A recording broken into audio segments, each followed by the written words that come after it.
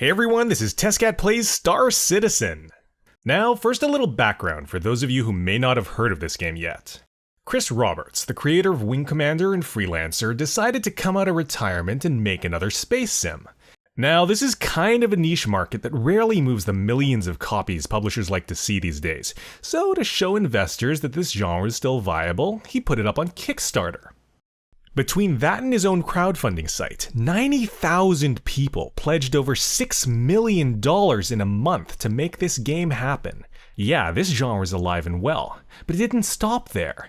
Every month the pledge total kept growing and growing and growing until it not only smashed every crowdfunding record, but it's now well on its way to becoming the very first AAA game title funded entirely by the players. Turns out, we didn't really need those investors or publishers after all. It's pretty revolutionary for the game industry. How'd they do it?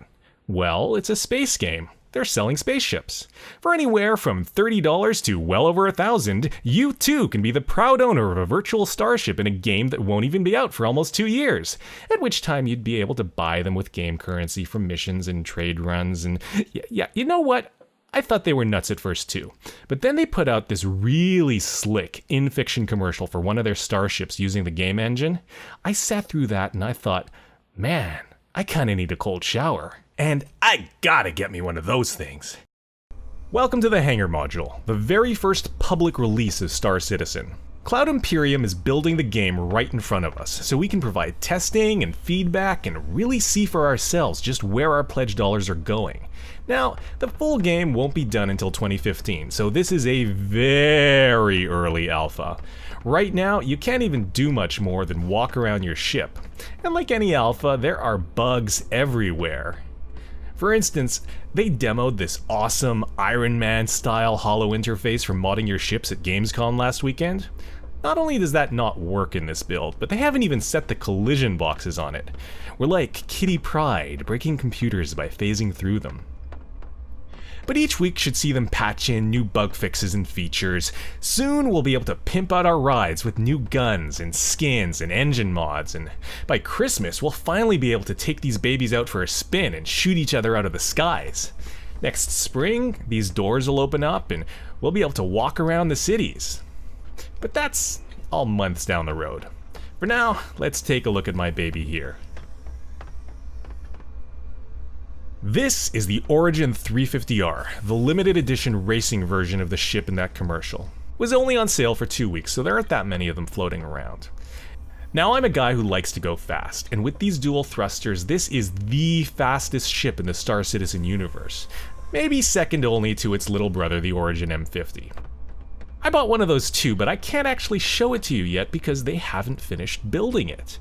See, these ships are so complex and detailed that it takes the team months to finish designing, modeling, animating, and skinning each one of them at a reported cost of anywhere from $30,000 to $150,000 a piece. And you can really see the work that went into these. The poly count is an order of magnitude higher than in most games, and there is exquisite attention to detail.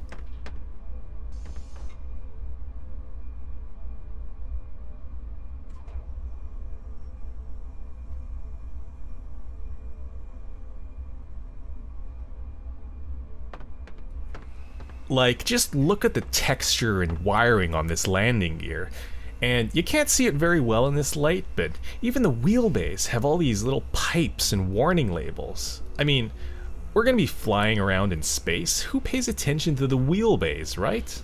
Okay, funny story. They actually had to redesign the landing gear on this ship because when they finally got around to animating it, turned out it was clipping into the cargo bay when retracted. Now, any other game might have just removed the wheels when the door was closed, but that's just not acceptable in a Chris Roberts game. This guy is huge on realism and immersion. Okay, I think it's about time we took a look inside this baby. You excited?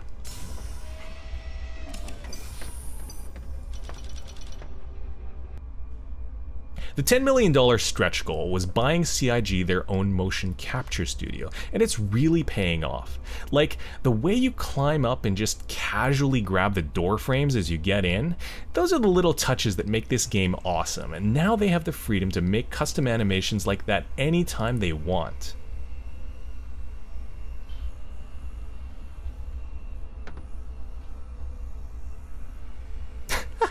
I don't know if you can read that, it's probably a placeholder texture, but I kinda hope they leave it in, because it's sorta hilarious. The space back here is actually the cargo bay. As you can see, it's pretty small. With only 5 tons of cargo capacity, the 350R isn't meant for hauling freight. It's for going really, really fast in style. Unfortunately, it's really dark in here. That's probably just a bug with the light source properties not being set right, and they're gonna fix that in short order, but it's a pity it's not bright enough in here to really appreciate things like the leather paneling on the walls. There's actually a bed that slides out of the wall here on the left, even though we can't open it yet in this version. This game will have a hibernation mode where you can just take a nap in your ship if you need to log out but can't make it all the way to the nearest starport. I kinda hope the other side has a toilet, cause you know, when you gotta go and there's 1 billion kilometers between you and the next pit stop, you're not a very happy camper. Wow, this windshield is filthy. I don't know if that's an awesome detail or a serious safety hazard, but I hope they give us windshield wipers or something. Although it would be kinda hilarious if we had to get out an EVA to squeegee our windows.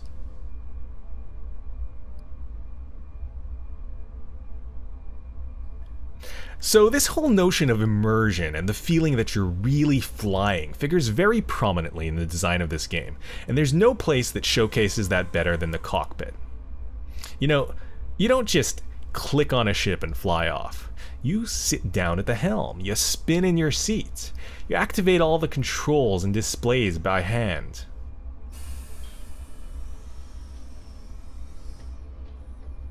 And what's more, you can actually see yourself flying. Like, your feet work the foot pedals for, I'm gonna assume that's yaw control. This thing should have 6 degrees of freedom and might not match up perfectly with airplane control systems, but, you know, ditto for the Yoke.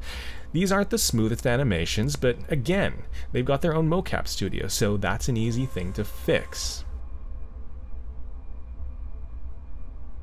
These are all placeholder textures for the cockpit instrumentation.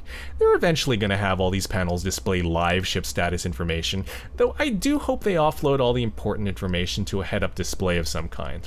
I definitely don't want to be in a high-speed dogfight and have to tilt the camera down to check my damage reports, cause, well, that's a really great way to acquire more damage.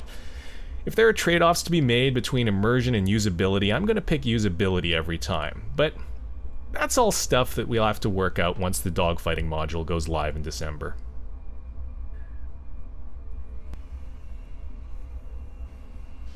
Let's pack up here and